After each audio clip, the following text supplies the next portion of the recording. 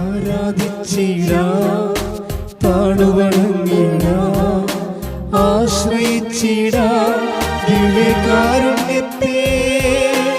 ആരാധിച്ചിടാം, താണുവണങ്ങിടാം, ആശ്രയിച്ചിടാം ദിവ്യകാരുണ്യത്തെ. ദിവ്യകാരുണ്യത്തിൻ മുൻപിൽ ഉണങ്ങാത്ത മുറിവുകളില്ല. ദിവ്യകാരുണ്യത്തിൻ മുൻപിൽ മാറാത്ത ദുഃഖങ്ങളില്ല.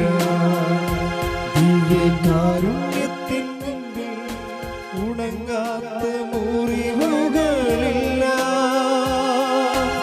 ആരാധിച്ചിടാം, താണുവണങ്ങിടാം, ആശ്രയിച്ചിടാം ദിവ്യകാരുണ്യത്തെ. ആരാധിച്ചിടാം, താണുവണങ്ങിടാം, ആശ്രയിച്ചിടാം ദിവ്യകാരുണ്യത്തെ. സ്തുതിക്കട്ടെ. Hallelujah, hallelujah, hallelujah. യേശുവേ ആരാധന. ഹല്ലേലൂയ. കർത്താവേ മഹത്വം. ഹല്ലേലൂയ. വിശുദ്ധ പരമദിവ്യകാരുണ്യത്തിന് ആരാധനയും സ്തുതിയും പുകഴ്ചയും ഉണ്ടായിരിക്കട്ടെ. ദൈവത്തിന് ഒരു സെക്കൻഡ് മതിയെന്ന് തോന്നണേ നമ്മുടെ വിഷയം പരിഹരിക്കാൻ. ഒരു സെക്കൻഡ്.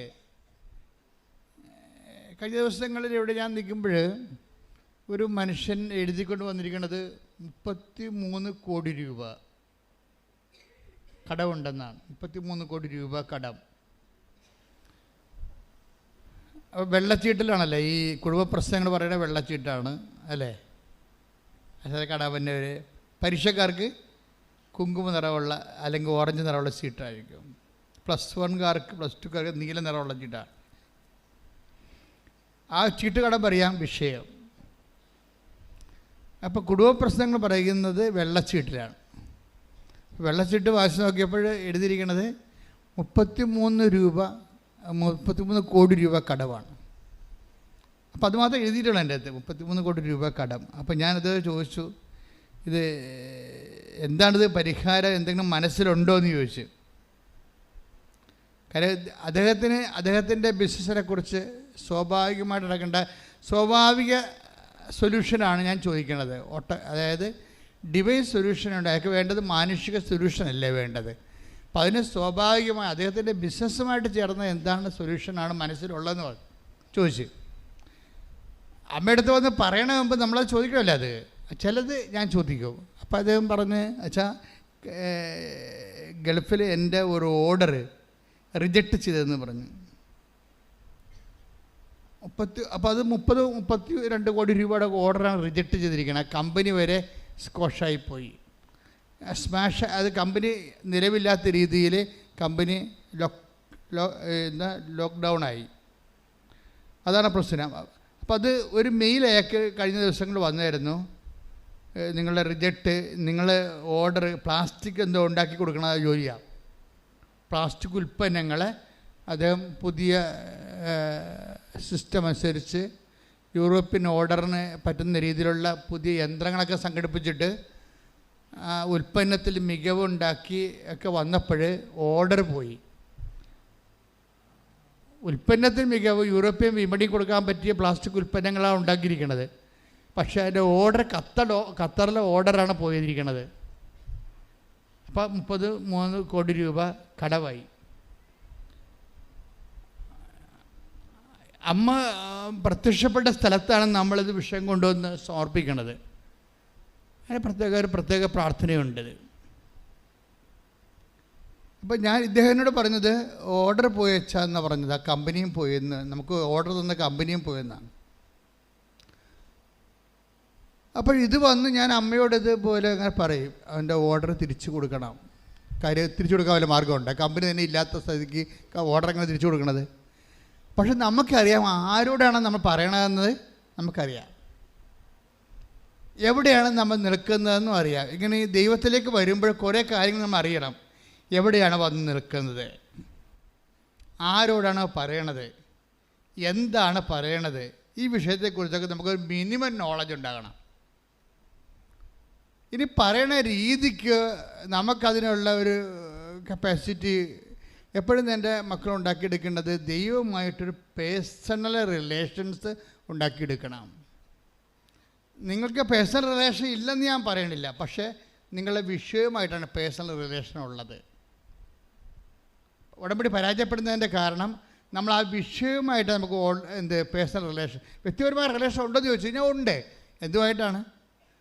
നിങ്ങളുടെ വിഷയം, ജോലി പോയെന്ന ആ വിഷയവുമായിട്ട് നിങ്ങൾക്ക് പേഴ്സണൽ റിലേഷൻ ഉള്ളത്. അല്ലെങ്കിൽ നിങ്ങൾ പരീക്ഷ എഴുതി, നിങ്ങൾ പരീക്ഷ ക്വസ്റ്റ്യൻസ് ഒന്നും വന്നില്ല, എഴുതിയെല്ലാം തെറ്റാണെന്ന് നിങ്ങൾക്കറിയാം. അയ്യോ തെറ്റാണല്ല, ഇതിൻ്റെ റിസൾട്ട് എന്ത് കുളവാകുമല്ലോ. അപ്പോൾ വിഷയവുമായിട്ടാണ് നിങ്ങൾക്ക് പേഴ്സണൽ റിലേഷൻ ഉള്ളത്. ഇതൊരു പാരഡൈം ഷിഫ്റ്റിൽ വരണം, നേരെ തിരിച്ച് വരണം. യുക്കട്ടെടുത്ത് വരിക എന്ന് പറയില്ല, അതുപോലെ എന്താണ്, വിഷയവുമായിട്ട് നമുക്ക് യാതൊരു ബന്ധവുമില്ല. പിന്നെ എന്താണ്, ദൈവവുമായിട്ട് ബന്ധം. ഉടമ്പടിയിലെ ഫോർമുല എല്ലാം നിങ്ങളെ ദൈവവുമായിട്ട് പേഴ്സണൽ ബന്ധപ്പെടുത്തുന്ന ഫോർമുലയാണ് ഉള്ളത്. വിഷയവുമായി ബന്ധപ്പെടുത്തുന്ന ഫോർമുലയൊന്നുമില്ല. അതുകൊണ്ടാണ് നമ്മുടെ പ്രാർത്ഥനകളെല്ലാം വളരെ മൈൽഡ് പ്രാർത്ഥനകളാണ്. അല്ലാതെ കാറിക്കൂവി ബഹളം ഉണ്ടാക്കി സ്തുതിച്ച് പറച്ച് തല്ലി വീഴണ അങ്ങനെയുള്ള കലാപരിപാടികളൊന്നും ഉടമ്പടി പ്രാർത്ഥനകളിലില്ല. എന്നാൽ ഞാൻ പ്രൊമോട്ട് ചെയ്യത്തുമില്ല.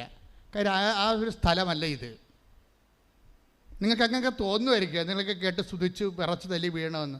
ഇവിടെ വീഴാൻ സമ്മതിക്കുക. വീണ് കഴിഞ്ഞാൽ അപ്പം അത് പൊക്കിക്കൊണ്ട് വെള്ളം കൊടുക്കുക, അതിനേ ഉള്ളൂ. അതെന്താ പ്രശ്നം വെച്ച് കഴിഞ്ഞാൽ ഇവിടെ ഒരു റിലേഷൻസ് ദൈവവുമായിട്ട് ഉണ്ടാക്കിയെടുക്കണം.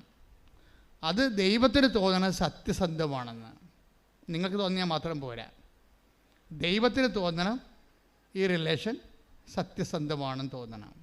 കാര്യം ഇവിടെ പ്രോബ്ലം എപ്പോഴും വന്നിരിക്കുന്ന ഒരു വിഷയം എന്ന് പറയണത്, എല്ലാവർക്കും ദൈവമായിട്ട് ബന്ധമുണ്ട്.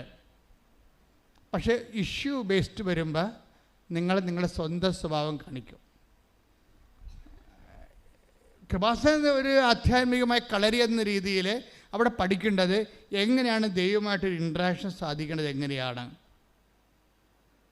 എപ്പോഴും നമ്മൾ ശ്രദ്ധിക്കേണ്ടത്, ഒരു വിഷയം വന്നാൽ നമ്മളുടെ കയ്യിൽ അസ്ഥിഭദ്രത പ്രധാനപ്പെട്ട വിഷയമാണ്. ഇപ്പം നിങ്ങളുടെ വീട്ടിൽ നിന്ന് ഇറങ്ങിയപ്പോൾ തന്നെ ഇന്ന് വീട്ടിലുള്ള എല്ലാവരും പറഞ്ഞ് ഇവിടെ നിൽക്കി ഇന്ന് അളിയൻ വരും, അല്ലെങ്കിൽ ഇന്ന് എൻ്റെ ബന്ധുക്കൾ വരും, സ്വന്തം അത് ഇന്നിവിടെ നിൽക്ക്, നമുക്ക് അടുത്ത ഞായറാഴ്ച പോകാമല്ല ഉടമ്പടി ധ്യാനത്തിന് എന്ന് പറഞ്ഞ് നിങ്ങളെ പിടിച്ച് തെച്ച് വിചാരിച്ചോ. വീട്ടിൽ ഉള്ളവർ പിടിച്ചു നിർത്തും. അവരുടെ ഉദ്ദേശം അവിടെ നിൽക്കുക എന്നുള്ളത് തന്നെ, അവർക്ക് വേറെ എന്തെങ്കിലുമൊക്കെ ഉദ്ദേശം ഉണ്ടാവും. അത് ദൈവികമായ ഉദ്ദേശമായിരിക്കത്തില്ല, മാനുഷികവും കുടുംബപരമായ ഉദ്ദേശമൊക്കെ ആയിരിക്കും.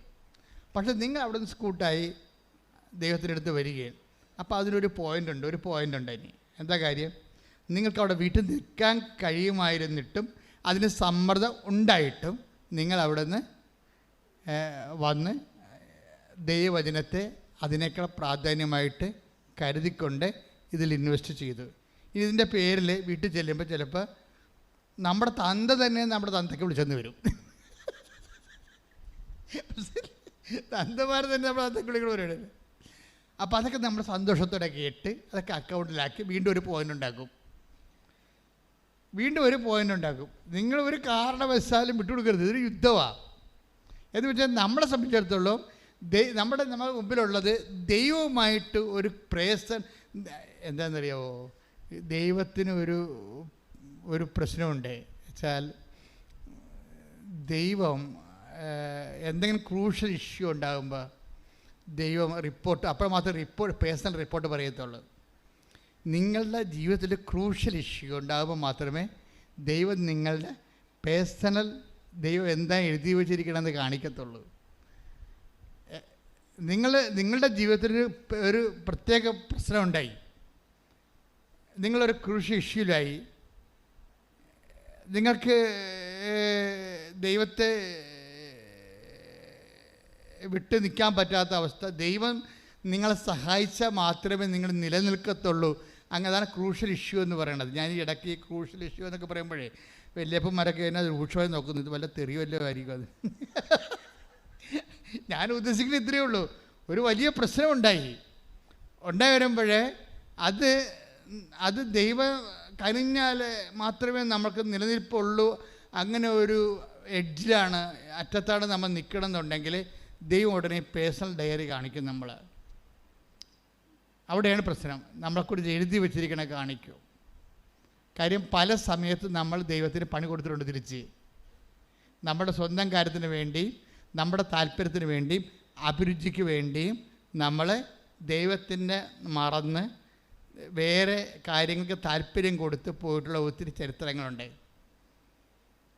അപ്പോൾ അതുകൊണ്ട് ഈ മോസസിൻ്റെ ജീവിതത്തിലുണ്ടായിരുന്നു ഇങ്ങനെയുള്ള വിഷയങ്ങൾ. അപ്പോൾ ദൈവം പറഞ്ഞു, മോസസിനെ കുറിച്ച് നിങ്ങൾ കമൻറ്റ് ചെയ്യേണ്ട, ഐ നോ ഹിം എന്ന് പറഞ്ഞു. അതാണ് പ്രശ്നം. അത് പറയണം. Take the word of God. ശ്രദ്ധിക്കട്ടെ. ഹല്ലേലൂയ. പുറപ്പാട് 33:17. ആ ഇത് കേട്ടെ. പുറപ്പാട് 33:17 എന്താ പറയണേ? കർത്താവ് മോശയോട് പറഞ്ഞു, നീ ആവശ്യപ്പെട്ട ഈ കാര്യവും ഞാൻ ചെയ്യും. എന്തെന്നാൽ നീ എൻ്റെ പ്രീതി നേടിയിരിക്കുന്നു, നിന്നെ എനിക്ക് നന്നായി അറിയാം. ഇതാണ് പ്രശ്നം. നീ എൻ്റെ പ്രീതി നേടുക എന്ന് മരപ്പെട്ടിക്കും പറ്റും. പക്ഷേ അവസാനം പറഞ്ഞത് ഇത്തിരി പെസകാണ്. എന്താണ്? നിന്നെ എനിക്ക് ഫോർ ഗുഡ് ഓർ ബാഡ്, നന്നായിട്ടായാലും മോശമായിട്ടായാലും ഐ നോ യു. ഇതിൽ നിന്ന് നമുക്ക് രക്ഷപ്പെടാൻ പറ്റത്തില്ല. നന്നായിട്ടായാലും മോശമായിട്ടായാലും എനിക്ക് നിന്നെ അറിയാം. അപ്പം മോസസിനെ കുറിച്ച് അറിയാവുന്നത് നന്നായിട്ടാണ്. അതാ വിഷയം. നന്നായിട്ടാണെന്ന് വെച്ച് കഴിഞ്ഞാൽ അതായത് എൻ്റെ മക്കളെ, ഉടമ്പടി എന്ന് പറയുന്നത് ഞാൻ എപ്പോഴും പറയാം, ഇറ്റ്സ് എ ബൈലാറ്ററൽ എഗ്രിമെൻ്റ് എന്ന് പറയും. പേഴ്സൺ ടു പേഴ്സൺ എഗ്രിമെൻ്റാണ്. അതോടുകൂടി നമ്മൾ ഒരു തീരുമാനം എടുത്തിരിക്കുകയാണ്. എന്താണ്? ദൈവത്തിന് വേണ്ടി ജീവിക്കാൻ വേണ്ടി തീരുമാനം എടുക്കുകയാണ്. നമ്മുടെ വിഷയത്തിനല്ല പ്രാധാന്യം. പിന്നെ എന്താണ്? ദൈവമായിട്ടുള്ള പേഴ്സണൽ ബന്ധത്തിനാണ് പ്രാധാന്യം. ഇത് ഭയങ്കര സീരിയസ് ആയിട്ട് എടുക്കണേ. മോസസ് ഈ കണ്ട ജനങ്ങളെ മുഴുവനും ഈജിപ്തിൽ നിന്ന് വിളിച്ചിറക്കി മരുഭൂമിയിലൂടെ കൊണ്ടുപോകുമ്പോഴും ആ മനുഷ്യന് ദൈവത്തോട് മാത്രമായിരുന്നു കൂറ്, ജനങ്ങളോടുള്ള കൂറ്, ദൈവത്തോടെ കൂറ്. അതുകൊണ്ടാണ് ദൈവം പറയണത്, ഒരിക്കൽ മോസസ് സീനായ മലമുകളിലേക്ക് പോയി, പിന്നെ കാണാണ്ടായി. 5-6 ദിവസത്തെക്കുറിച്ച് മോസസിനെക്കുറിച്ച് ഒരു പിടിയുമില്ലാതെ. അപ്പം കുറേ ജനങ്ങൾ പറഞ്ഞ്, ജനങ്ങളുടെ കൂട്ടത്തിൽ എപ്പോഴും പ്രതിപക്ഷം ഉണ്ടാകും, ദൈവത്തിൻ്റെ പ്രതിപക്ഷം. കുടുംബത്തിലുണ്ട്, നിങ്ങളുടെ കുടുംബത്തിലുണ്ടാകും ദൈവത്തിൻ്റെ പ്രതിപക്ഷം. ദൈവത്തിൻ്റെ ഭരണകക്ഷ്യം ഉണ്ടാകും, ദൈവത്തിൻ്റെ പ്രതിപക്ഷം ഉണ്ടാകും. എന്തെങ്കിലും ഒരു ഇഷ്യൂ ഉണ്ടായി, കെട്ടിയെടുത്ത് ആലപ്പുഴ പോയില്ല, എന്നിട്ട് ഉണ്ടാക്കിയ ഇവിടെ ചോദിക്കൂ, എടി ഞാൻ വേല എടുത്തിട്ടാണ് കഞ്ഞി വെക്കുന്നത്, അല്ലാതെ ഉടമ്പടി എടുത്തിട്ടല്ല. അതാണ് ദൈവത്തിൻ്റെ പ്രതിപക്ഷം. അവനവരോ വേണ്ട. അത് എന്തെങ്കിലും ഈടറവ് വരുമ്പോൾ മാത്രമേ അത് ദൈവത്തിൻ്റെ പ്രതിപക്ഷം വരത്തുള്ളൂ. അല്ലെങ്കിൽ മിണ്ടാതെ അടങ്ങി ഒതുങ്ങി അവിടെ ഇരുന്നുള്ളൂ. നീ സാക്ഷ്യം പറഞ്ഞു കഴിഞ്ഞാൽ നിനക്ക് അനുഗ്രഹം കിട്ടി സാക്ഷ്യം പറഞ്ഞു എന്ന് പറഞ്ഞു ഒരു ഓയൊക്കെ വെച്ചാൽ അവിടെ ഇരുന്നോളൂ, കുഴപ്പമില്ല, ഉപദ്രവം ചെയ്യത്തില്ല. പക്ഷേ എന്തെങ്കിലും നമ്മളുടെ ജീവിതത്തിൽ വിശ്വാസത്തിന് എതിരെ സംഭവിച്ചാൽ ഈ പ്രതിപക്ഷം ശക്തി പ്രാപിക്കും. ഉടനെ ആങ്ങളെയാകാം, ചിലപ്പോൾ അയൽവാസിയാകാം, അപ്പനാകാം, അമ്മയാകാം, എല്ലാവരും വരും, രംഗത്ത് വരും. അപ്പോൾ അക്കാലങ്ങളിലൊക്കെ നിങ്ങൾ ചെയ്യേണ്ട സംഭവിച്ചു കഴിഞ്ഞാൽ അവർ പറഞ്ഞാൽ ശരിയായിരിക്കുമോ അറിയത്തില്ല എന്ന് പറയരുത്. നിങ്ങൾ സ്റ്റാൻഡ് എടുക്കണം. ദൈവത്തിൻ്റെ കൂടെയുള്ള ജീവിതത്തിൽ കോംപ്രമൈസ് ഇല്ലാത്ത, ഒത്തുതീർപ്പില്ലാത്ത സ്റ്റാൻഡ് എടുക്കണം. ഇതെല്ലാം പോയിൻറ്റ്സായിട്ട് മാറും. പോയിൻറ്റ്സായിട്ട് മാറി വരുമ്പോൾ കുറച്ച് കഴിയുമ്പോൾ ദൈവം തന്നെ പേഴ്സണലായിട്ട് നിങ്ങളുടെ മുമ്പിൽ പ്രത്യക്ഷമാകും പോലെയുള്ള അനുഭവങ്ങളുണ്ടാവും. അതുകൊണ്ടാണ് അച്ഛൻ ആദ്യമേ പറഞ്ഞത്, മക്കളെ വിഷയത്തെ പ്രാധാന്യം കൊടുക്കരുത്. നിങ്ങൾ ഉടമ്പടി എടുക്കുമ്പോൾ ചിന്തിക്കേണ്ട, ദൈവമേ ഞാനും നീയുമായിട്ടൊരു വ്യക്തിപരമായ ബന്ധമുണ്ടാകാൻ അത് ദൈവാനുഭവത്തിന് വേണ്ടി എന്നെ, മനസ്സിലായില്ലേ? മോസസിനോട് ദൈവം എന്താ പറഞ്ഞത്? എനിക്ക് നിന്നെ നന്നായി അറിയാം. അതെന്താ അറിവെന്ന് പറയണത്? വല്ലാത്ത ഒരറിവാണ്. ദൈവത്തെ നമ്മളെക്കുറിച്ചുള്ള അറിവ്, അതാണ് നമ്മളുടെ ഉടമ്പടിയുടെ ഒരു നിയോഗം എന്ന് പറയണത്. കർത്താവേ, എന്നെക്കുറിച്ച് നല്ലതറിയാൻ, നന്നായി അറിയാൻ ഈ ഉടമ്പടിയിലൂടെ എന്നെ സഹായിക്കണമേ. അപ്പോൾ ദൈവത്തിനായിരിക്കണം പ്രാധാന്യം. നിങ്ങളുടെ ജോലി, വീട്, വിവാഹം ഇതൊക്കെ നിസ്സാരമാണ്. ഞാൻ പറഞ്ഞത് ആ മനുഷ്യൻ്റെ കാര്യം 33 കോടി രൂപ കടമുണ്ട്. അപ്പോൾ ഞാൻ ചോദിച്ചു, ഇതെങ്ങനെയാണ് ഇത് വർക്കൗട്ട് ചെയ്യണത്? നിങ്ങളുടെ മനസ്സിൽ വല്ല ഐഡിയ ഉണ്ടോ? അപ്പോൾ അച്ഛാ അത് കമ്പനി പൂട്ടിപ്പോയി, ഓർഡർ ക്യാൻസലായി, അതാണ് എൻ്റെ അവസ്ഥ എന്ന് പറയും. ഇപ്പം ഞാൻ അമ്മയോട് പറഞ്ഞു, അമ്മ കമ്പനി പൂട്ടിപ്പോയി, കമ്പനി പൂട്ടിപ്പോയി, ഓർഡർ ക്യാൻസലായി. അത്രയാണ് ഞാൻ പറഞ്ഞത്. 10 മിനിറ്റ് കഴിഞ്ഞപ്പോൾ അയാൾക്ക് ഖത്തറിൽ നിന്ന് വിളി വന്നു, എന്താണ്, നിങ്ങളുടെ ഓർഡർ റീഇൻസ്റ്റേറ്റ് ചെയ്തിരിക്കണമെന്ന്. Hallelujah, hallelujah, hallelujah. ഉടമ്പടിയിലൂടെ സമയബന്ധിതമായിട്ട് ഇവിടെ നന്ദി പറയും. ആ മനുഷ്യൻ അപ്പം തന്നെ വന്ന് സാക്ഷ്യം പറഞ്ഞിട്ടാണ് പോയത്. അതെന്താ പ്രശ്നം വെച്ച് കഴിഞ്ഞാൽ അത്രയും സ്പീഡാണ് ഉടമ്പടി എന്ന് പറയുന്നത്. അത്രയും സ്പീഡാണ്. പൂട്ടിയ കമ്പനി വീണ്ടും തുറപ്പിച്ച് ഓർഡർ, നഷ്ടപ്പെട്ട ഓർഡർ തിരിച്ചു കൊടുക്കാൻ ദൈവത്തിന് സെക്കൻഡുകൾ മതി. പക്ഷേ അതല്ല പ്രശ്നം. ഈ ഒരു ബന്ധം നിങ്ങൾ ഉണ്ടാക്കിയെടുക്കണം. അല്ല ഒരു വിഷയം കഴിഞ്ഞിട്ട് പോയി ഇനി അടുത്ത വിഷയം വരുമ്പോൾ ദൈവത്തോട് ഇടപെടാം. ഇപ്പോൾ ഒരു വിഷയം ഉണ്ടായി, നമ്മൾ സാക്ഷ്യം പറഞ്ഞു പോയി, ഇനി അടുത്ത വിഷയം, എന്നിട്ട് പിന്നെ ലോകത്താനായിട്ട് ജീവിക്കും. എന്നിട്ട് പിന്നെ അവസാനം പിന്നെ ഒരു വിഷയം ഉണ്ടാകുമ്പോൾ വീണ്ടും ദൈവത്തിലേക്ക് വരുമ്പോൾ ദൈവം പറയും, എനിക്ക് നിന്നെ അറിയാം എന്ന് പറയും. നിനക്ക് എന്താണ്, അന്നഴകുന്നവൻ അപ്പൻ. അതാണ് പ്രശ്നം. അതായത് നീ വിഷയം വെച്ചാണ് നീ എന്നോടത്ത് അടുത്ത് വരണത്. നിനക്ക് ഞാനല്ല പ്രശ്നം, വിഷയമാണ് പ്രശ്നം. വിഷയബന്ധിയാണ്, വ്യക്തിബന്ധിയല്ല. ഉടമ്പടിയിൽ എപ്പോഴും വരണ വിഷയം, ദൈവം ഒരു ഉടമ്പടി നിങ്ങളുടെ ഭൗതിക സാഹചര്യങ്ങളുടെയും സമ്മർദ്ദങ്ങളെയും ഉടമ്പടിയുടെ ഭാഗമാക്കാൻ കാരണം ദൈവം നിങ്ങളുടെ ജീവിതത്തിൽ ദൈവത്തെ ഒരു ഭാഗമാക്കി വിഷയമാക്കാൻ ആഗ്രഹിക്കുന്നത് കൊണ്ടാണ്. മനസ്സിലായ? Praise the Lord, hallelujah. അതുകൊണ്ട് തന്നെ ഇന്ന് ഒരു ദൈവികമായ ലക്ഷ്യമുണ്ട്. എന്താണ്? ദൈവവും നിങ്ങളും തമ്മിൽ ഒരു ബന്ധമുണ്ടാകാൻ വേണ്ടിയാണ് ദൈവം നിങ്ങൾക്ക് സാഹചര്യത്തിൽ സമ്മർദ്ദം തന്നിട്ട് അത് ഉടമ്പടി വിഷയമാക്കിയിരിക്കുന്നത്. അത് മനസ്സിലാക്കാനുള്ള ജ്ഞാനം വേണം. എന്ത് സംഭവിക്കുന്നു എന്നുള്ളതല്ല, എന്തിനു വേണ്ടി സംഭവിക്കുന്നു. അതാണ് സങ്കീർത്തനം നമ്മൾ 103:7 എടുത്ത് ശ്രുതികട്ടെ. Hallelujah, hallelujah, hallelujah, hallelujah, hallelujah. യേശുവേ നന്ദി. Hallelujah, hallelujah, hallelujah. യേശുവേ ആരാധന, യേശുവേ നന്ദി, മഹത്വം. 103-ാം സങ്കീർത്തനം 7-ാം തിരുവചനം. അവിടുന്ന് തൻ്റെ വഴികൾ മോശയ്ക്കും പ്രവർത്തികൾ ഇസ്രായേൽ ജനത്തിനും വെളിപ്പെടുത്തി. എന്ന് പറഞ്ഞ അവിടുന്ന് തന്റെ വഴികൾ മോശയ്ക്കും പ്രവർത്തികൾ ഇസ്രായേൽ ജനത്തിനും വെളിപ്പെടുത്തി. മോശ വീണ്ടും റെഫറൻസിൽ വരാൻ കണ്ട, മോശയും ദൈവവും തമ്മിൽ എന്താ പറയണത്? വഴികളാണ് മോശയ്ക്ക് വെളിപ്പെടുത്തുന്നത്. പിന്നെ ഉള്ള കക്ഷി ആരാണ്? ജനമാണ്, ഇസ്രായേൽ ജനം. ഇസ്രായേൽ ജനത്തിന് എന്താ വെളിപ്പെടുത്തുന്നത്? പ്രവർത്തികൾ. എന്ത് നടക്കുന്നു? ജോലി കിട്ടുന്നു, വിവാഹം നടക്കുന്നു, 20 കൊല്ലമായിട്ട് മക്കളില്ലാത്തവർക്ക് മക്കളുണ്ടാകുന്നു, എന്ത് നടക്കുന്നുവെന്നാണ് ജനങ്ങളോട് പറയണത്.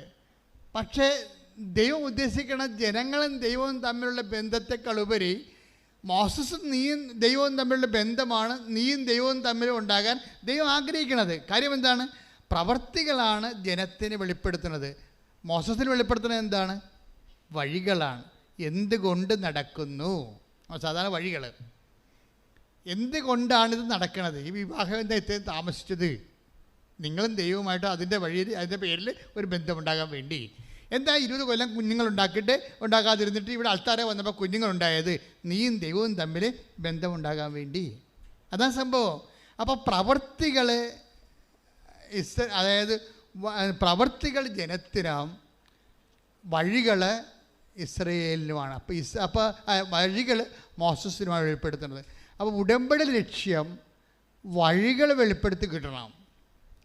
നമ്മുടെ ഓരോ കാരണം, ഇപ്പം നിങ്ങൾക്ക് കടമുണ്ട്, അല്ലെങ്കിൽ നിങ്ങൾക്ക് രോഗമുണ്ട്, അല്ലെങ്കിൽ നിങ്ങൾക്ക് മക്കളില്ല, അല്ലെങ്കിൽ നിങ്ങൾക്ക് വഴിയില്ല, വീടില്ല, അതെല്ലാം ഉടമ്പടി വഴി കിട്ടുമ്പോൾ അതെല്ലാം പ്രവർത്തികളെ ആകുന്നുള്ളൂ.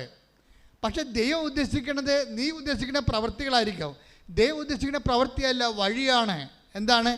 എന്തിനു വേണ്ടിയാണ്? വഴിയില്ലാത്ത എത്രയോ പേര് ലോകത്തുണ്ട്, മക്കളില്ലാത്ത എത്ര പേര് ലോകത്തുണ്ട്, കല്യാണം ഒക്കാത്ത എത്ര പേര് ലോകത്തുണ്ട്, ജോലിയില്ലാത്ത എത്ര പേര് ലോകത്തുണ്ട്.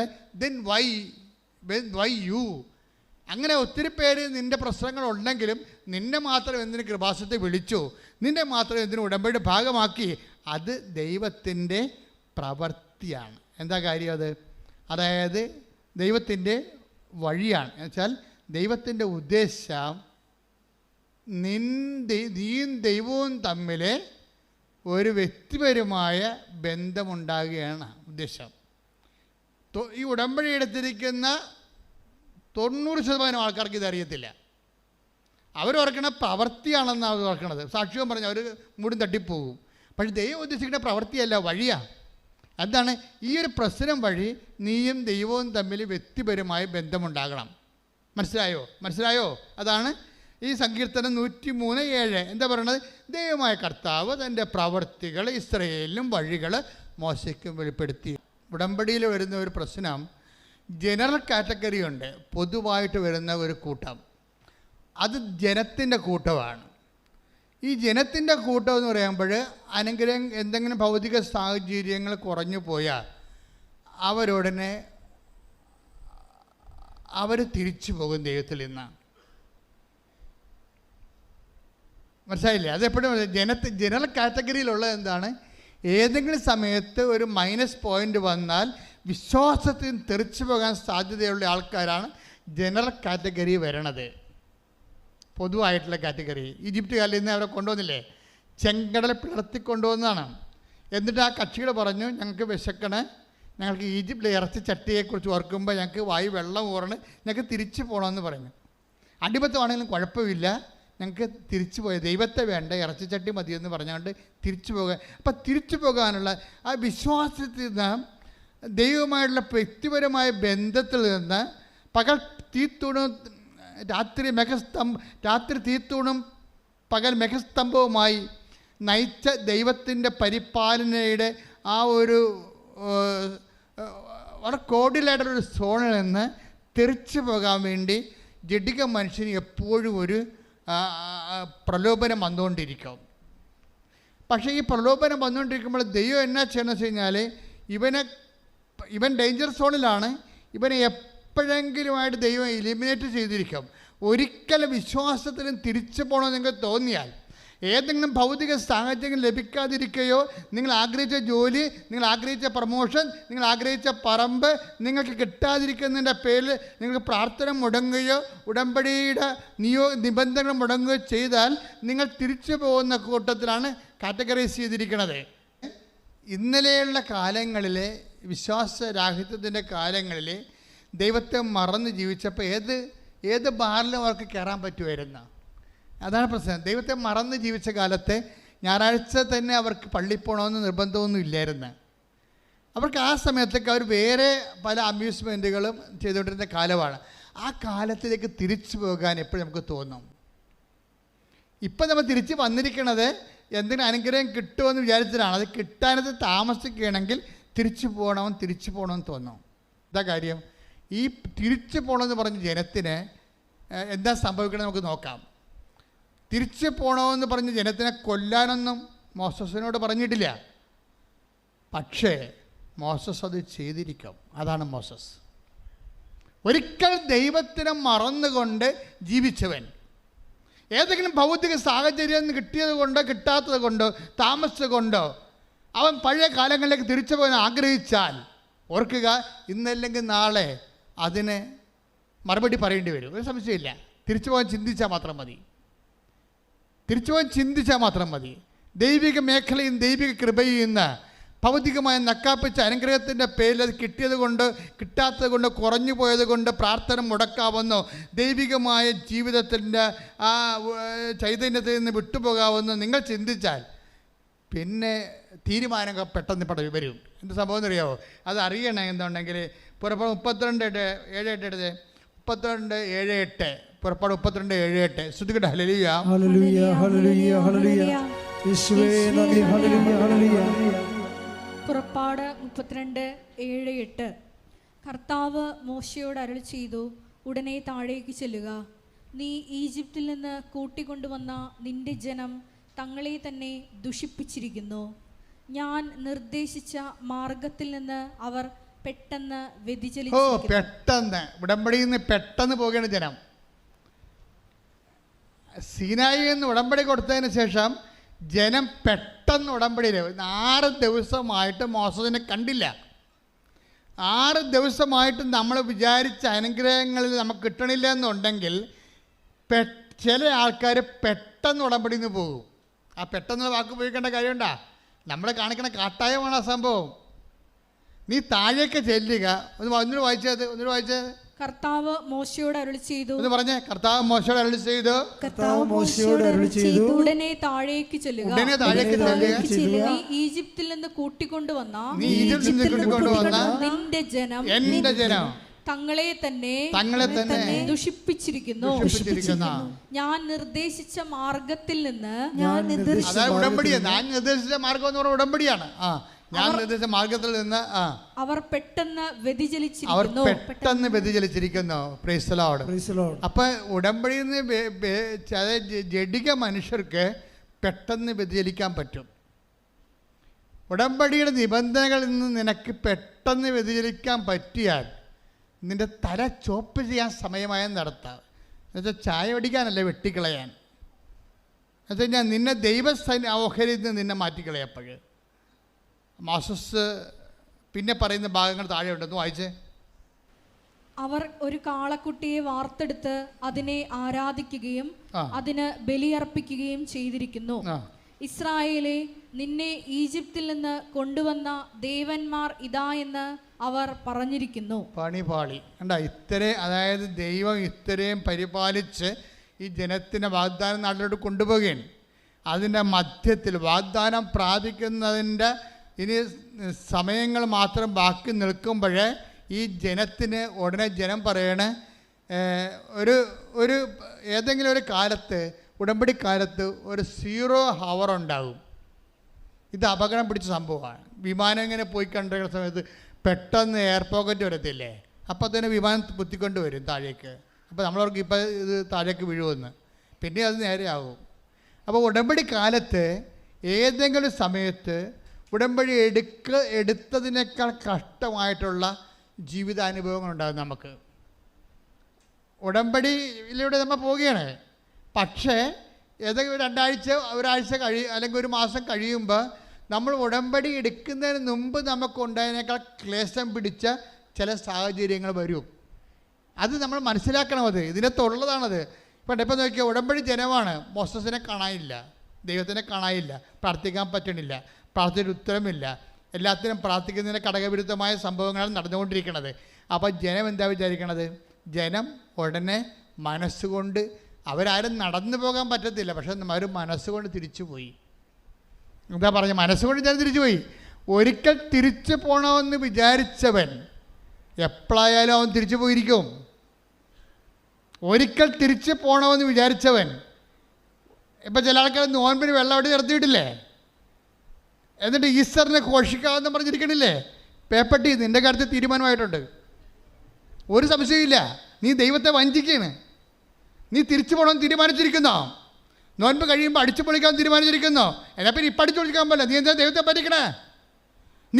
പറ്റിക്കണേ? അപ്പോൾ തിരിച്ചു പോകണമെന്ന് തീരുമാനിക്കുന്നവൻ എപ്പോഴായാലും തിരിച്ചു പോയിരിക്കും. ഓർക്കുക, തിരിച്ചു പോകണവൻ പ്രവണത ഉള്ളവൻ്റെ പുസ്തകത്തിൽ ദൈവം എന്നെ നിനക്കറിയാവുന്ന തന്നെ എഴുതിയിരിക്കണത്. നിന്നെ എനിക്ക് അറിയാവുന്ന തന്നെ എഴുതിയിരിക്കണത്. ദൈവത്തിന് എഴുതുന്ന ഒരു വാക്കാണത്. ദൈവത്തിൻ്റെ പുസ്തകത്തിൽ എഴുതുന്ന വാക്കാണത്. എന്താണ്? നിന്നെ എനിക്കറിയാവുന്ന. വേറെ ഒന്നും എഴുതത്തില്ല, വിശദീകരണമൊന്നുമില്ല. ദൈവത്തിൻ്റെ അനന്ത ജ്ഞാനത്തിൽ വിശദീകരണം ടക്കാന്ന് വന്നുകൊണ്ടിരിക്കും. പക്ഷേ എഴുതണ ഇത്രയേ ഉള്ളൂ. എന്താണ്? നിന്നെ എനിക്ക് അറിയാം, അത്ര എഴുത്തുള്ളൂ. കഴിഞ്ഞ ദിവസം ഞാൻ അവിടെ ഇരുന്ന് ഉറങ്ങിപ്പോയതല്ല, കുർബാന സ്വീകരിച്ചപ്പോൾ മയങ്ങിപ്പോയി. പെട്ടെന്ന് ഒരു മനുഷ്യൻ്റെ ഇടത്തെ കയ്യെ വാച്ച് കെട്ടിയിരിക്കുകയാണ്. ഒരു മഞ്ഞ ഡയലാണ്. അതെനിക്ക് ഡയൽ കാണാം. പെട്ടെന്ന് ഒരു തീ ഇറങ്ങിയിട്ട് മഞ്ഞ ഡയൽ കത്തിപ്പോയി. അപ്പം ഞാൻ ഞെട്ടി ഉണർന്ന്. അപ്പം ഞാൻ പറഞ്ഞു, കർത്താവേ, കടികാരമാണല്ലോ, കയ്യെ കെട്ടിയ കടികാരമാണല്ലോ കത്തിപ്പോയത്. സമയം തീർന്ന, എൻ്റെ സമയം തീർന്നാന്ന് ഞാൻ ചോദിച്ചത്. കർത്താവിനോട് ചോദിക്കാറില്ല, സമയഘടികാരമല്ലേ, സമയഘടികാരം കത്തിപ്പോയി, അപ്പോൾ എൻ്റെ സമയം തീർന്ന എന്ന് ഞാൻ ചോദിച്ചു. ചോർത്ത് കഴിഞ്ഞാൽ പിന്നെ ഒരു വിശ്വാസപ്രമാണം ചൊല്ലി വെച്ചാൽ പറഞ്ഞു, കർത്താവേ, അപ്പോൾ എനിക്കൊരു 4 എന്നും പറഞ്ഞ നമ്പർ എൻ്റെ മനസ്സിൽ കാണിച്ചു ഈശോ. അപ്പോൾ ഞാൻ പറഞ്ഞു, ഈശോ 4 ഫിക്സാണ് കേട്ടോ.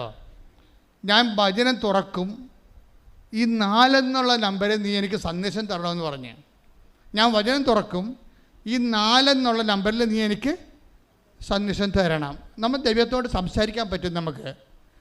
ഇത് ഉടമ്പടിയിൽ വേറൊരു ലോകമാണ്.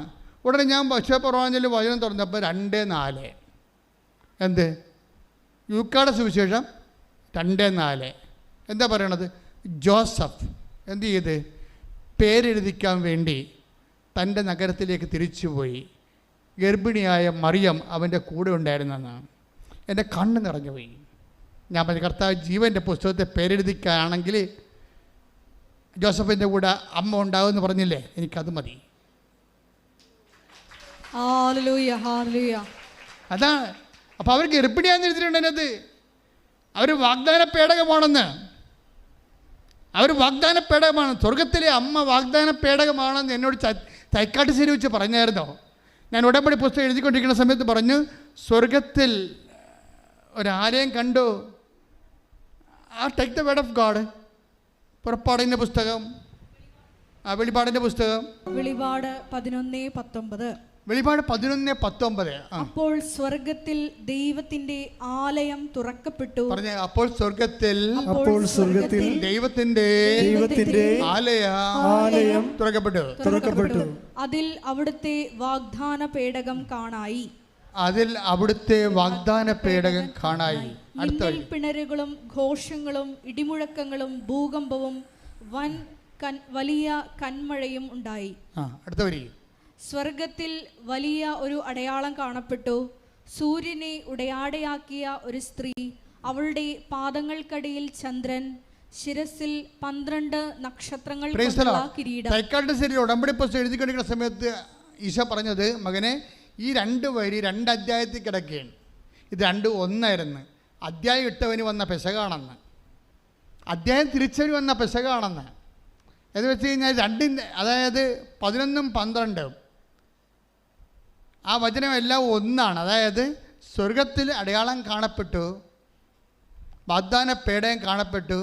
പിന്നെ ആ വാഗ്ദാന പേടകം ആരാണ്? ഒരു സ്ത്രീയാണെന്ന്, അവൾ ഗർഭിണിയായിരുന്നെന്ന്. അപ്പം അമ്മയാണ് വാഗ്ദാന പേടകം എന്നാണ് പറയണത്. Praise the Lord. ഈ വാഗ്ദാന പേടകമായ അമ്മയോടാണ് നമ്മൾ ഉടമ്പടി ചെയ്തിരിക്കുന്നത്. അതാണ് ഉടമ്പടി മാതാവ് എന്ന് പറയുന്നത്. എന്നോട് പറഞ്ഞത്, നിൻ്റെ കാലം എപ്പോൾ എത്തിയാലും നിൻ്റെ കൂടെ അമ്മ ജീവൻ്റെ പുസ്തകത്തിൽ പേരെഴുതിക്കുന്ന സ്ഥലത്തേക്ക് കൂടെ വരുമെന്നാണ്. മക്കളെ, നമ്മൾ എന്തെല്ലാം അനുഗ്രഹങ്ങളെക്കുറിച്ചാണ് നിങ്ങൾ സ്വപ്നം കാണുകയും അതിൽ അമിതമായ പ്രാധാന്യം കൊടുക്കുകയും ചെയ്യുമ്പോൾ എനിക്ക് തോന്നുന്നത് ഉടമ്പടിയിൽ ഏറ്റവും കൂടുതൽ പ്രാധാന്യം കൊടുക്കേണ്ട നിയോഗം എന്ന് പറയുന്നത് ദൈവാനുഭവമാണ്. ദൈവാനുഭവത്തിന് പ്രധാന ദൈവാനുഭവം ഒന്നാമത്തെ നിയോഗം എന്ന് പറയുന്നത്, എനിക്ക് ദൈവത്തെ അനുഭവിക്കണം, എനിക്ക് ദൈവത്തെ കാണണം, എനിക്ക് ദൈവത്തിന് വേണ്ടി ജീവിക്കണം, ദൈവത്തിൻ്റെ കൂടെ ആയിരിക്കണം. അങ്ങനെയാണ് നിൻ്റെ മനസ്സെങ്കിലേ ബാക്കിയെല്ലാം എളുപ്പമാകും. നീ ഇത് അവസാനത്തെ കാരണമായിട്ട് പോലും എഴുതണില്ലല്ലോ. അവസാനം ഒന്നുമില്ലേ, കെട്ടിച്ചു വിട്ട മകളുടെ കാര്യം എഴുതി വെക്കും. കെട്ടിച്ചു വിട്ട മകൾക്ക് എഴുതണ്ടെന്നല്ല കാര്യം, എഴുതാനുള്ള എല്ലാം എഴുതിയെങ്കിലും സ്വന്തം കാര്യം മാത്രമേ എഴുതത്തുള്ളൂ, കുടുംബത്തിലുള്ള കാര്യം മാത്രമേ എഴുതത്തുള്ളൂ. അത് ചില ആൾക്കാർ മാത്രമേ അയൽവാസികളുടെ കാര്യം എഴുതത്തുള്ളൂ. പിന്നെ ഞാനിപ്പോൾ വണ്ടിയും കാശും മുടക്കി ഇടിയും കൊണ്ട് വേർപ്പഴിച്ച് ഇവിടെ പുഴുങ്ങി ഇവിടെ ഇരുന്നിട്ട് നടുക്കടക്കാർ എഴുതാനാണ് എൻ്റെ കാര്യം നടക്കണ്ട അവിടെ എന്ന് പറയും. അതോടുകൂടി ഉടമ്പടിക്ക് തീരുമാനമാകും. എന്താ കാര്യം? നീ ലോകത്താനാ, നീ ദൈവിക ജീവൻ നിന്നിൽ വസിക്കണില്ല. നീ സ്വന്തം വയറ്റിപ്പഴപ്പിന് വേണ്ടി മാത്രം കെട്ടിയെടുത്ത് വണ്ടിയും കയറി ഇവിടെ വന്നിരിക്കുകയാണ്. ആ ദൈവത്തിന് എന്തിനാ പിടികൊടുക്കണേ? ദൈവത്തിന് പിടികൊടുക്കരുത്, മറിച്ച് ദൈവം നമ്മളെ പിടിക്കണം. ദൈവത്തിൻ്റെ സാന്നിധ്യത്തിൻ്റെ ഭാഗമായിട്ട് ഉടമ്പടിയിൽ തീ കത്തിക്കൊണ്ടിരിക്കും. എന്ന് വെച്ചാൽ നമ്മൾ പൊള്ളണ അനുഭവങ്ങൾ ഉണ്ടായിക്കൊണ്ടിരിക്കും. പൊള്ളൻ അനുഭവങ്ങൾ ഉള്ളത് കൊണ്ട് വെച്ചാൽ അതിൻ്റെ എലിമിനേഷനിലേക്ക് നമ്മളുള്ള ഇപ്പോൾ തന്നെ നമ്മളുള്ള സ്മിർനായിലെ സഭ, take the word of God. വെളിപാട് എടുത്ത് 3:2 എടുത്ത് 3:2. വെളിപാട് 3:2. ഉണരുക. നിന്നിൽ ആസന്ന മരണമായി അവശേഷിക്കുന്നതിനെ ഉത്തേജിപ്പിക്കുക. പറഞ്ഞേ, ഏറ്റു പറഞ്ഞേ, ഉണരുക. ഉണരുക. നിന്നിൽ ആസന്ന മരണമായി അവശേഷിക്കുന്നതിനെ ഉത്തേജിപ്പിക്കുക. എപ്പോഴും ഉടമ്പടിയിൽ എപ്പോഴും തീയിലാണ് ഈ ഉടമ്പടി ചെയ്യണത്. എപ്പോഴും നമ്മളിവിടെ കൊണ്ടുവന്ന് പുസ്തകം ഇവിടെ കൊണ്ടുവന്ന് നിങ്ങളുടെ നിയോഗം ഇടുന്നത് ഒരു വിഷയം. പക്ഷേ ഉടമ്പടി നടക്കുന്നത് ദൈവത്തിന് പറ്റാത്ത നമ്മളുടെ ജീവിതത്തിലുള്ള ദൈവവിരുദ്ധമായ കണങ്ങളെ എപ്പോഴും ഇങ്ങനെ ബേൺ ചെയ്ത് കളഞ്ഞുകൊണ്ടിരിക്കും. എന്നിട്ട് ക്ഷമ, ദയ, നന്മ, വിശ്വസ്തത, ആത്മസംയമനം, നമ്മുടെ അഹങ്കാരമൊക്കെ ഇല്ലേ, അഹങ്കാരമൊക്കെ ഉണ്ടാവില്ല നമ്മളിൽ. അതുകൊണ്ടല്ലേ പത്രം കൊടുപ്പൊക്കെ വെച്ചിരിക്കണം, അതിൻ്റെ പേരിലാണ് വെച്ചിരിക്കണത്. എന്താ കാര്യം? പത്രം കൊടുക്കണമെങ്കിൽ അതിനു വേണ്ടി നമ്മുടെ ദുരഭിമാനം കളഞ്ഞിട്ട് മാത്രമേ നമുക്കതൊക്കെ ചെയ്യാൻ പറ്റത്തുള്ളൂ. ബേൺ ചെയ്യാൻ വേണ്ടി ഒത്തിരി സംഭവങ്ങളായി വെച്ചിട്ടുണ്ടേ, ബേൺ ചെയ്ത് കളയാൻ വേണ്ടി. കാര്യം നമുക്ക് ആവശ്യമില്ലാത്ത ദുരഭിമാനം, നമ്മുടെ വീട്, നമ്മുടെ പറമ്പ്, നമ്മുടെ ജാതി, നമ്മുടെ വർഗം, നമ്മുടെ തറവാട്, നമ്മുടെ സൗന്ദര്യം, നമ്മുടെ സ്കൂളിലും കോളേജിലൊക്കെ നമ്മുടെ നിലപാട്, ഇങ്ങനെയൊക്കെ കുറേ സംഭവങ്ങളില്ലേ. അച്ഛന്മാർ വരുമ്പോൾ ഞാൻ പറയും, നിങ്ങൾ ഉടമ്പടി എടുക്കരുതെന്ന് പറയും അച്ഛന്മാരോട്. കാര്യം ഇത് കൂടുതൽ ദുരഭിമാനമുള്ള കക്ഷികളാണ്. എന്താണ് ഞാൻ പറയും, നിങ്ങൾ ഉടമ്പടി എടുക്കണമെന്നുണ്ടെങ്കിൽ ഓഹ ഇട്ടുകൊണ്ട് തന്നെ പത്രം കൊടുക്കാൻ പോകണമെന്ന് പറയും. അല്ല പാൻസിട്ടുണ്ട് ആൾക്കാരെ പറ്റിക്കരുതെന്ന് പറയും. ഞാൻ എൻ്റെ കാര്യം എനിക്ക് പറയാൻ ബാധ്യതരാണ്, ഞാൻ പറയാൻ ബാധ്യതരാണ്. കാര്യം ഇവർക്ക് ബുദ്ധിമുട്ടല്ലേ സംഭവം. അവരുടെ സ്റ്റാറ്റസ് അവർ കീപ്പ് ചെയ്യും, എപ്പോഴും സ്റ്റാറ്റസ് കീപ്പ് ചെയ്യും. ഞാൻ പറഞ്ഞ അച്ഛൻ സ്റ്റാറ്റസ് കീപ്പ് ചെയ്യും.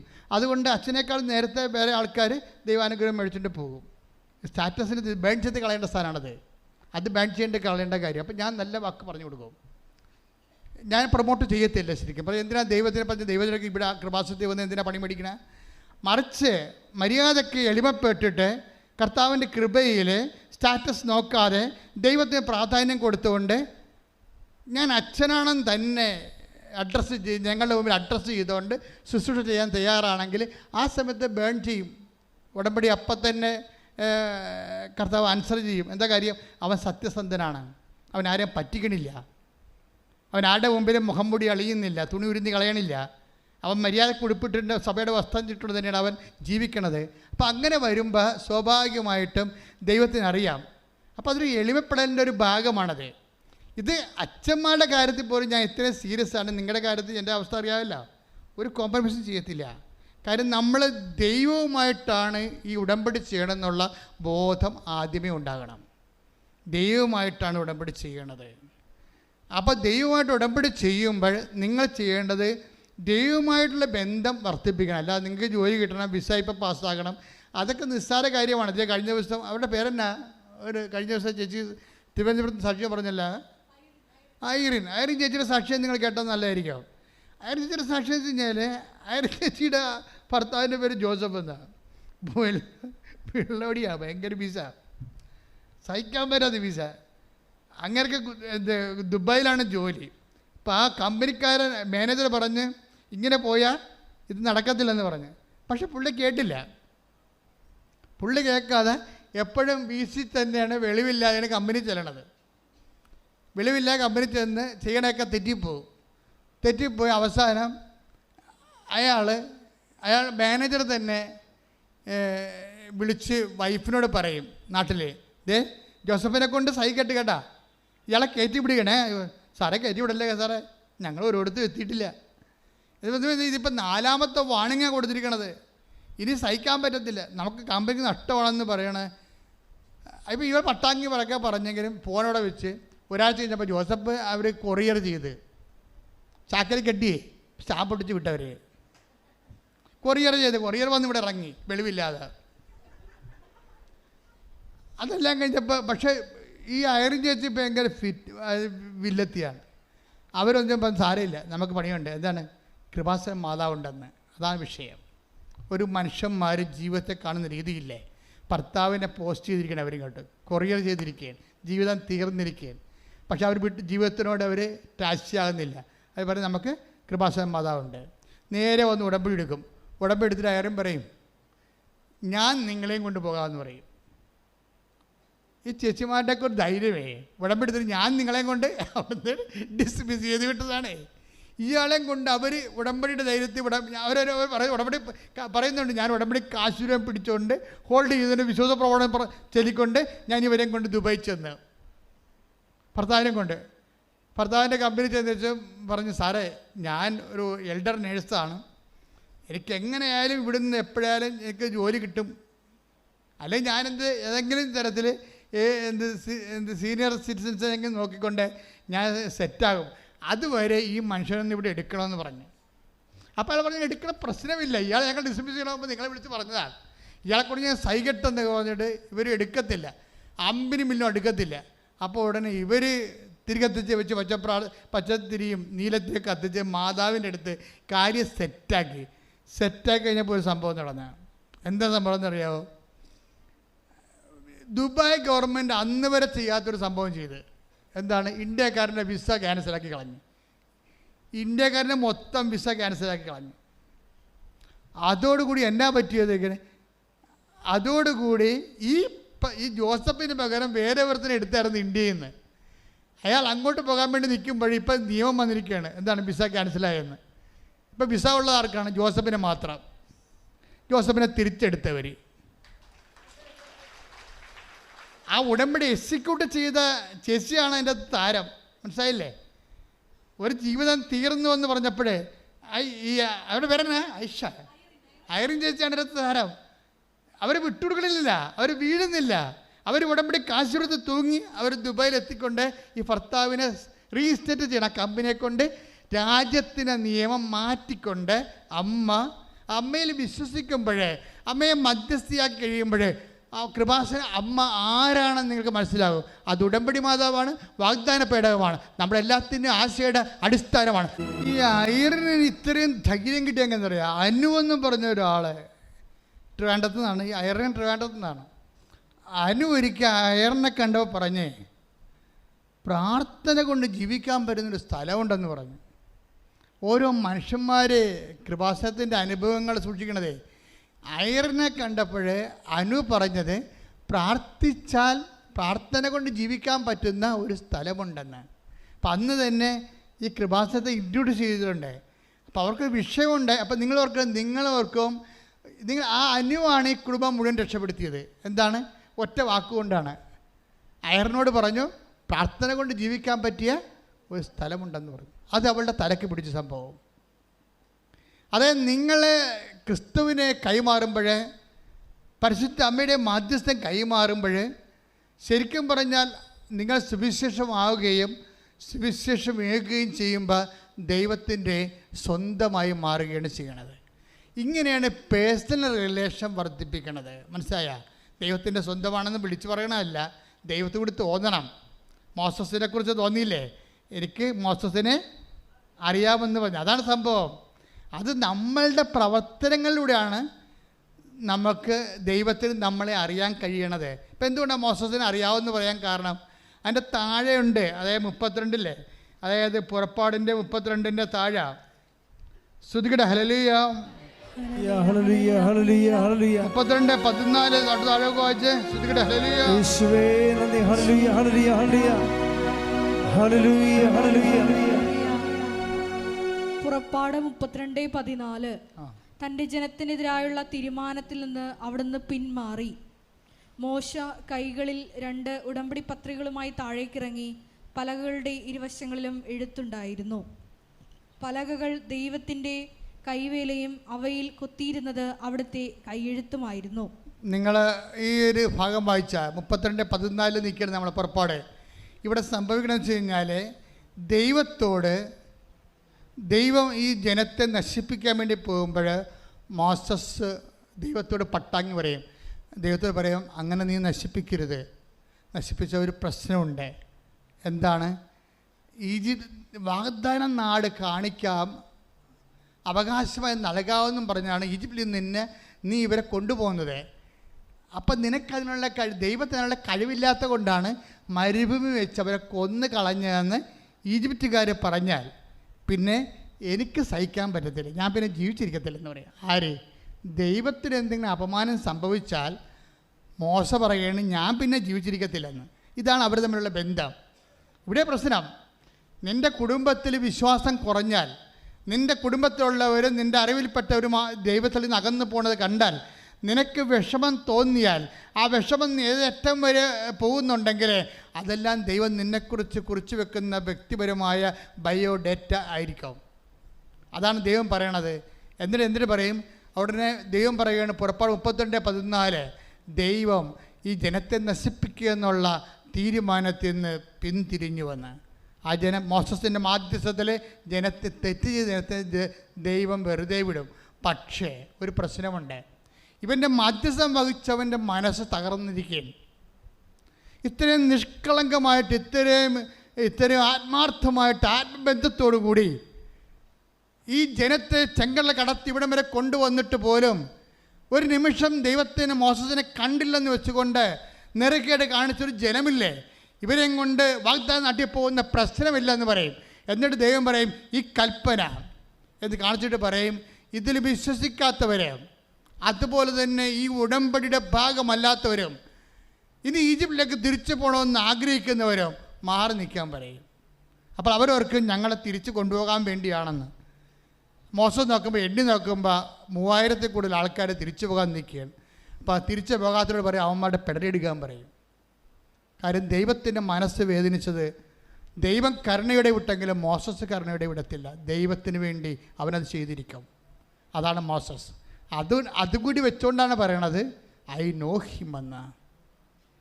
എൻ്റെ മനസ്സിലൊരു ധാർമ്മിക രോക്ഷമുണ്ടായാൽ അത് ഞാനായിട്ട് കടിച്ചമർത്തിയാലും കടിച്ചമർത്താത്തവനാണ് എൻ്റെ ആത്മബന്ധം, അവനാണ് മോസസ്. എൻ്റെ ഉടമ്പടി ആത്മബന്ധത്തിൻ്റെ ഒരു പ്രത്യേക ശാസ്ത്രമാണ്. ഇത് നിങ്ങളുടെ നാട് കൊണ്ട് അവസാനിക്കണില്ല.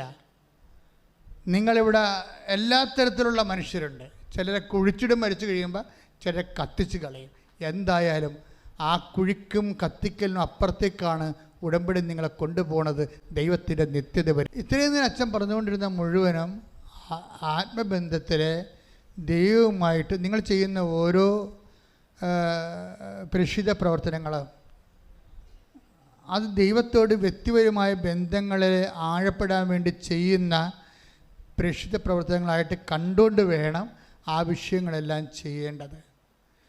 ഉടമ്പടിക്കാലം വരെ എന്തെങ്കിലും ചെയ്ത് എന്തെങ്കിലും ഒപ്പിച്ച് ഒരു ഫങ്ഷണറി ആയിട്ട് നിങ്ങൾക്ക് വേണമെങ്കിൽ ജീവിക്കാൻ പറ്റും. അതുകൊണ്ട് തന്നെ ഉടമ്പടി സ്ലോ ആയിട്ട് വരാൻ സാധ്യതയുണ്ട്. ഉടമ്പടി കാലത്ത് ഉടമ്പടിയുടെ ചില നിബന്ധനകളെ ഭംഗ്യന്തരേണം നിറവേറ്റിക്കൊണ്ട് നിങ്ങൾക്ക് ഒരു താത്വികമായിട്ടും സാങ്കേതികമായിട്ടൊക്കെ ഉടമ്പടി ചെയ്യാൻ പറ്റും. പക്ഷെ അപ്പോഴും സ്ലോ ആയിപ്പോവും. പലരുടെ ഉടമ്പടിക്ക് അനുഗ്രഹം ഇങ്ങനെ സ്ലോ ആകേണ്ട കാര്യമില്ലേ. ഈ ഉടമ്പടി തരണ കാലത്ത് കർത്താവ് പറഞ്ഞ ഉടമ്പടി ഉടനടി അനുഭവം എന്നാണ് പറഞ്ഞത്. ബിഷപ്പ് എന്നെ വിളിച്ചിട്ട് പറഞ്ഞു അങ്ങനെ എഴുതാൻ പറ്റത്തില്ലെന്ന് പറഞ്ഞുകൊണ്ടാണ് ഞാനത് മാറ്റിയത്. പിതാവിനെ അനുസരിച്ചുകൊണ്ട് മാറ്റിയതാണ്, അല്ലെങ്കിൽ മാറ്റേണ്ട കാര്യമില്ല എനിക്ക്. പക്ഷെ ഉടമ്പടി ഇപ്പോഴും ഈശോ പറഞ്ഞത് എന്താണ്? കഴിഞ്ഞ ദിവസം അയ്യപ്പൻ എന്ന് പറഞ്ഞൊരു ആൾ സാക്ഷ്യം പറഞ്ഞു. നിങ്ങൾ അയ്യപ്പൻ്റെ സാക്ഷ്യം കിടപ്പുണ്ട്. അയ്യപ്പൻ തൃശ്ശൂർക്കാരനാണ്. അപ്പോൾ അദ്ദേഹത്തിൻ്റെ മകൻ പെട്ടെന്ന് ഡിസ്ക് ബൾജായിട്ട് അരക്കെട്ടിന് താഴേക്ക് മൊത്തം മരവിച്ചു പോയി, ശരീരം മൊത്തം മരവിച്ചു പോയി. കുറേ ട്രീറ്റ്മെൻറ്റ് കഴിഞ്ഞിട്ടും മരവിപ്പ് തന്നെ. കുറേ ട്രീറ്റ്മെൻറ്റ് കഴിഞ്ഞ് മരവിപ്പ് തന്നെ, മാറ്റമില്ല. മരവിക്കണം എന്ന് പറയുന്നത് വല്ലാത്ത മരവിപ്പാണ്. സൂചി കൊണ്ട് കുത്തിയാൽ പോലും തൊടയിൽ അറിയത്തില്ല. അപ്പോൾ എന്തൊരു മരവിപ്പായിരിക്കും അത്. നടക്കാൻ പറ്റത്തില്ല, കിടപ്പാണ്. പിന്നെ എന്താ വെച്ച് കഴിഞ്ഞാൽ മൂത്രം ഒഴിച്ചാൽ പോലും അറിയാതെ അവസാനം മൂത്രം ഒഴിച്ചാൽ പോലും മൂത്രം പോയതായിട്ട് അറിയത്തില്ല. അങ്ങനൊരു അവസ്ഥയായി. അപ്പോൾ അദ്ദേഹത്തിനോട് പലരോടും പറഞ്ഞു, ഇത് ഈ ഡോക്ടേഴ്സ് കുറേ ചികിത്സ എല്ലാം കഴിഞ്ഞു, പല സ്ഥലത്തും പോയ ആശുപത്രി ഒന്നും ഇവിടെ പേരൊന്നും ഇവിടെ പറഞ്ഞ ആവശ്യമില്ലല്ലോ.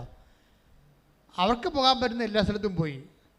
പിന്നെ അവസാനം പറഞ്ഞ് ചിലർ പറയും രോഗമൊന്നും കാണുന്നില്ല, സൈക്കോളജിക്കൽ പ്രോബ്ലം ആണെന്ന് പറഞ്ഞ്. എന്നാൽ പിന്നെ സൈക്കാട്രിസ്റ്റ് അടുത്തും പോയി. എന്നിട്ട് മരവിപ്പിന് മാറ്റമൊന്നുമില്ല, എഴുന്നേക്കാനും പറ്റണില്ല.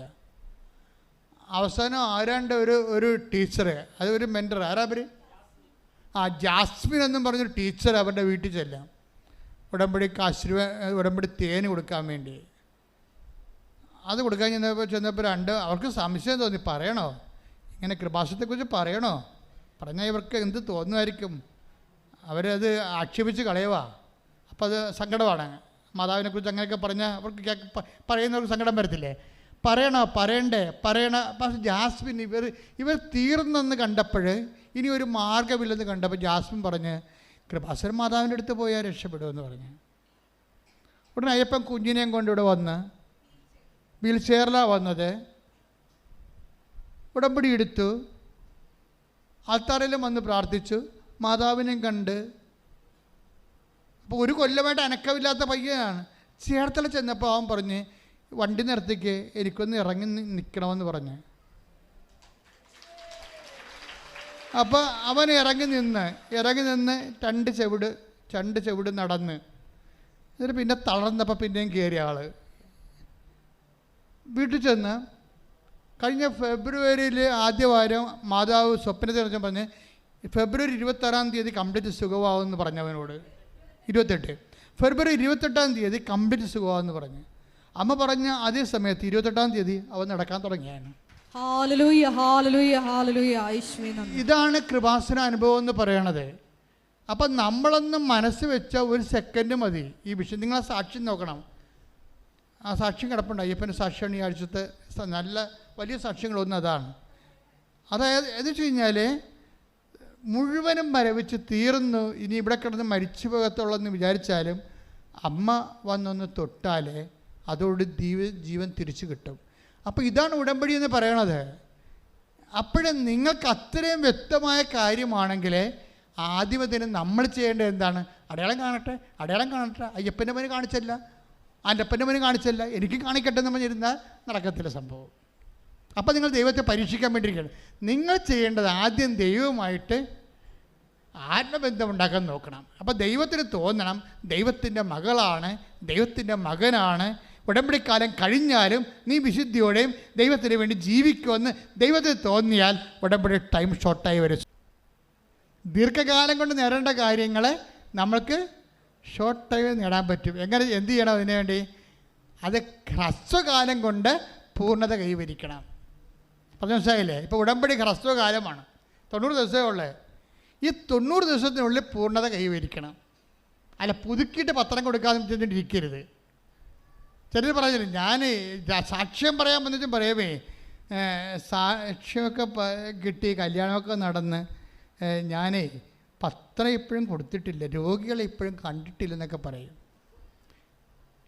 അതായത് എന്നിട്ട് ഇവർ കെട്ടിയെടുത്ത് കാനഡയിലും അവിടെ യൂറോപ്പിലൊക്കെ ചെല്ലും എന്ന് പറയുമേ അവിടെ രോഗികളൊക്കെ കാണാൻ ഭയങ്കര പാടാണ്. ഞാൻ പറഞ്ഞ് ദൂരദർശനം കൊണ്ട് പോകും, കാണാൻ പറ്റും.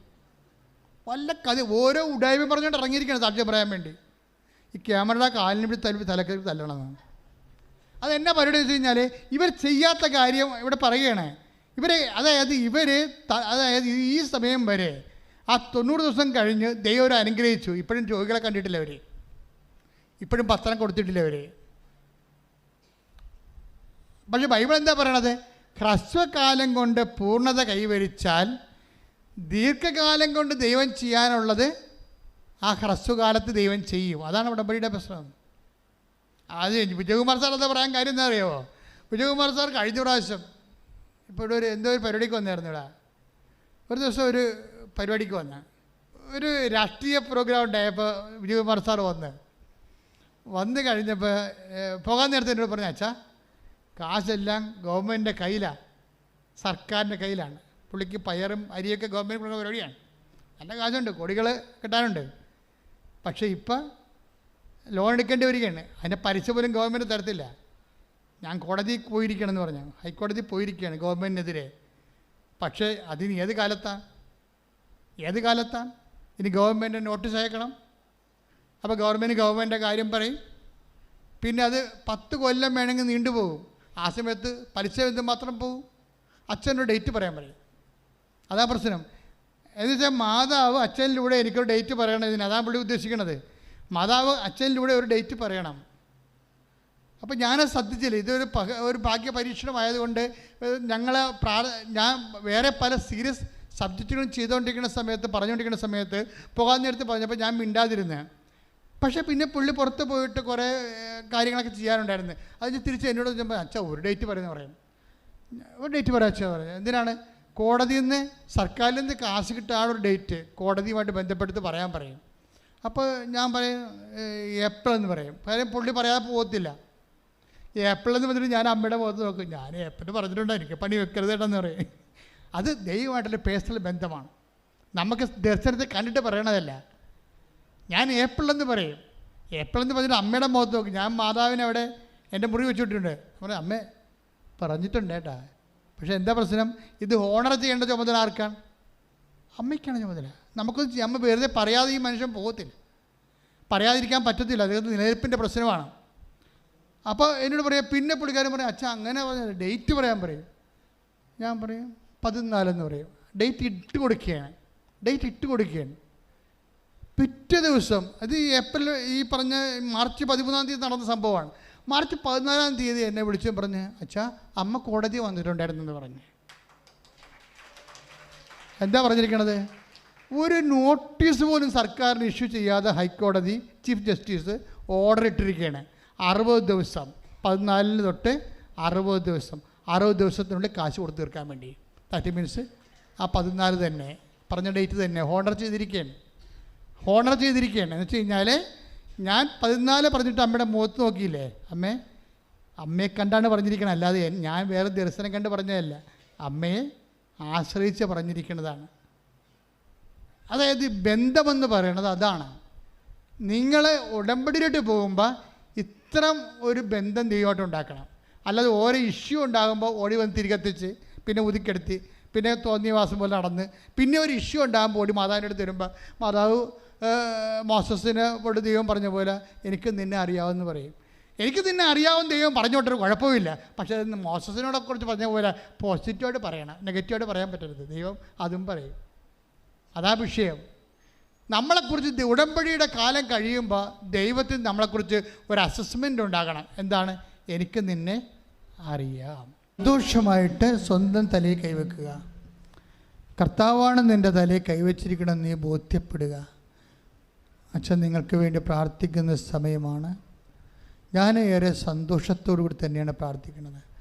നിങ്ങളെ കർത്താവ് സ്പർശിക്കുന്ന സമയമാണ്. ഓൺലൈനിലുള്ളവരെ ഈ ധ്യാനം ഏത് കാലത്ത് കേട്ടാലും അപ്പോൾ ദൈവം നിങ്ങളെ അനുഗ്രഹിക്കാം. നിങ്ങൾ വിശ്വസിച്ചുകൊണ്ട് നിങ്ങളുടെ ശിരസിൽ കൈവച്ചുകൊണ്ട് വിശ്വാസ പ്രമാണം ചെല്ലുകയോ കർത്താവിനെ സ്തുതിക്കുകയോ ചെയ്യട്ടെ. സ്തുതിക്കട്ടെ. ഹല്ലേലൂയ. കർത്താവേ നിൻ്റെ ഉന്നതമായ നാമത്തിന് സ്വസ്ഥം ചെയ്യുന്ന കർത്താവേ നിൻ്റെ വിശുദ്ധ പൗരോഹിത്യത്തെ മഹത്വപ്പെടുത്തണമേ. കർത്താവേ സഭയിലുള്ള സാന്നിധ്യം പ്രകടമാക്കണമേ. അമ്മേ പരിശുദ്ധമ്മേ ദേവമാതാവേ ഓരോ മകന് വേണ്ടി മകൾക്ക് വേണ്ടി മധ്യസ്ഥ വഹിക്കണമേ. എല്ലാ ഭൂഖണ്ഡങ്ങളിലുമുള്ള മക്കൾ ആരെല്ലാം എപ്പോഴെല്ലാം എവിടെയെല്ലാം ഈ സമയം ഈ ധ്യാനം കൂടുന്നുവോ അവിടെയെല്ലാം കർത്താവേ അമ്മേ അവർക്ക് വേണ്ടി മധ്യസ്ഥ വഹിക്കണമേ. ഉച്ച മുതൽ ഉള്ളംകാലം വരെ ഓരോ അവയവങ്ങളിലും കർത്താവ് ഓരോ കോശങ്ങളിലും പേശികളിലും അസ്ഥികളിലും ഞടിഞ്ഞെരുമ്പുകളിലും ധമനികളിലും ബിന്ദുക്കളിലും കർത്താവിൻ്റെ രക്തം നിറയട്ടെ. ഓരോ ധമനികളിലും ഓരോ പേശികളിലും ഓരോ കോശങ്ങളിലും ധമനികളിലും അസ്ഥിക്കുഴികളിലും കർത്താവിൻ്റെ രക്തം നിറയട്ടെ. ക്യാൻസർ രോഗങ്ങൾ, മാരക രോഗങ്ങൾ, തിരവേദികൾ യേശുവിന്റെ നാമത്തിലെ മാറിപ്പോകട്ടെ.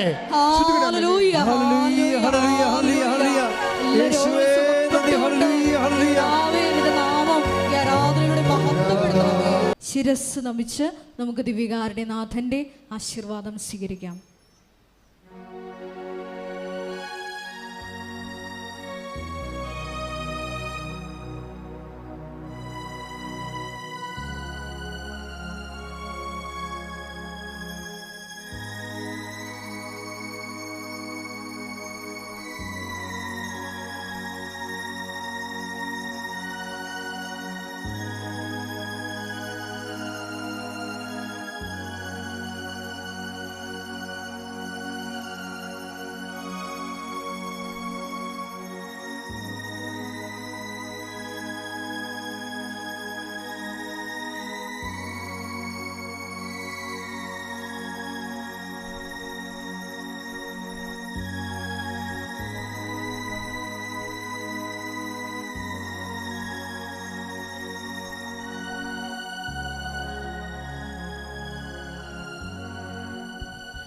പരിശുദ്ധ പരമമാ